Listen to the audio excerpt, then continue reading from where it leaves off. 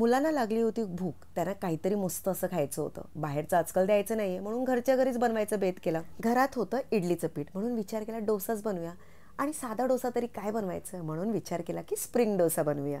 तर त्यासाठी आधी मी घेतलं कुकवेलचं नॉनस्टिक पॅन. गरम झाल्यावर मस्त पाण्याचा हपका मारायचा, पुसून घ्यायचा म्हणजे डोसा चिटकायलाच नको. आणि नॉनस्टिक असल्यामुळे तसं तर चिटकणार नाही, पण काय सवय आहे ना, नेहमीच तसंच करतो.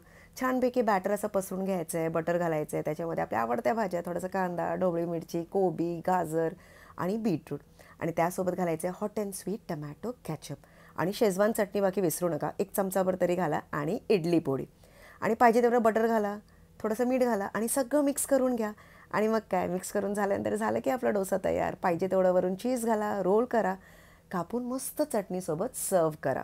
तर मंडळी, आय होप तुम्हाला आजचा हा डोसा आवडला असेल. तुम्ही सुद्धा नक्कीच बनवा, खाऊन बघा, सगळ्यांना खायला द्या आणि आवडल्यास लाईक, शेअर, कॉमेंट आणि फॉलो करा.